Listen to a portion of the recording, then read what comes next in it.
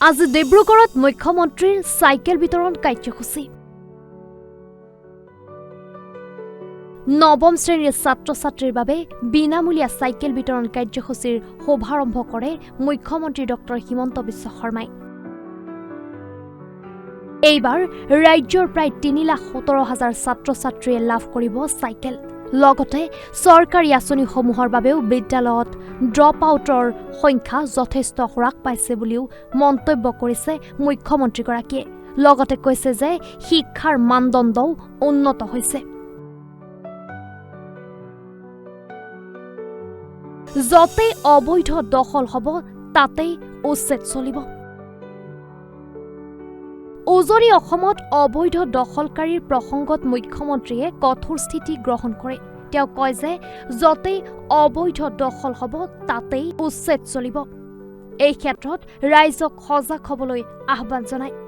চৰকাৰৰ লগতে ৰাইজেও অচিনাকি লোকক ঘৰ ভাড়া দিয়া কামত লগোৱাৰ পৰাও বিৰত থাকিবলৈ অনুৰোধ জনায় মুখ্যমন্ত্ৰীগৰাকীয়ে।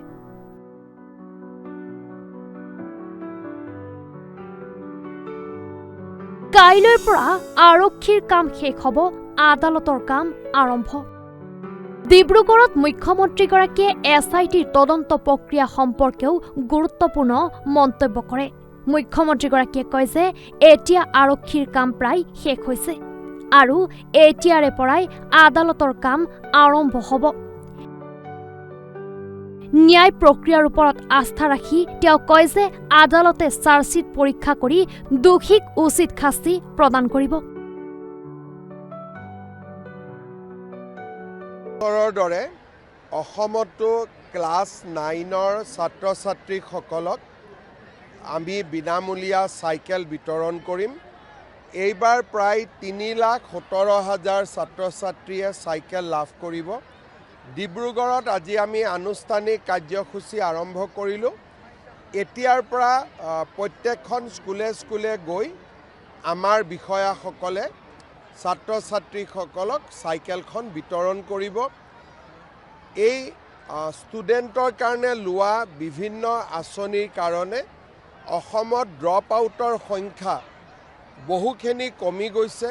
মই ভাবোঁ যে ৫-৬ বছৰ যদি আমি এনেকৈ নিৰন্তৰভাৱে কাম কৰি থাকিব পাৰোঁ, অসমৰ শিক্ষাত আমি এটা নতুন পৰ্যায়লৈ লৈ যাব পাৰিম।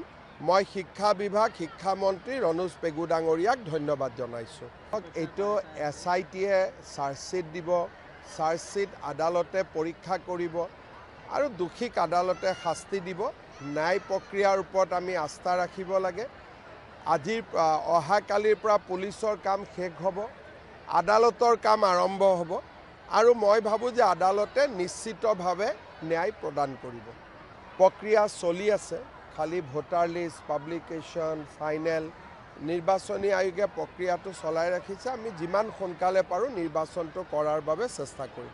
আমি আহিব দিব নালাগে আৰু যদি উজনি অসমতো কোনোবা মাটিত বহি আছে, যেনেকৈ আমি উৰিয়াম ঘাটত কৰিলোঁ আৰু 2-3টা জেগাত কৰাৰ প্লেনিং আমাৰ আছে, য'তেই বহিব আমি তাতেই উচ্ছেদ কৰিম। খালি মানুহে ভাড়াঘৰ দিব নালাগে, মানুহে আশ্ৰয় দিব নালাগে। মানুহে যদি নিজৰ ভাড়াঘৰ দিয়ে তেতিয়াতো আৰু আমি উচ্ছেদ কৰিব নোৱাৰোঁ। সেইকাৰণে যোৱাকালি মোৰ ভাষণত মই কৈছোঁ যে চৰকাৰে অকলে অসমক সুৰক্ষিত কৰিব নোৱাৰে, সকলোৱে তাত অৱদান জনাব লাগিব। ভাড়াতীয়াই ভাড়া দিব নালাগিব, ইণ্ডাষ্ট্ৰিয়েলিষ্টে কাম দিব নালাগিব, ঠিকাদাৰে কাম দিব নালাগিব। মানুহে নিজৰ মাটিত খেতি কৰিবৰ কাৰণে অচিনাকি মানুহক মাতিব নালাগিব। ই এটা জাতীয় প্ৰতিৰোধ এটা গঢ়ি উঠিব লাগিব। অহাকালিৰ পৰা 4 লাখ, মই যাম অহাকালি, 4 লাখ BTRৰ বাসিন্দাই অৰুণোদয় লাভ কৰিব।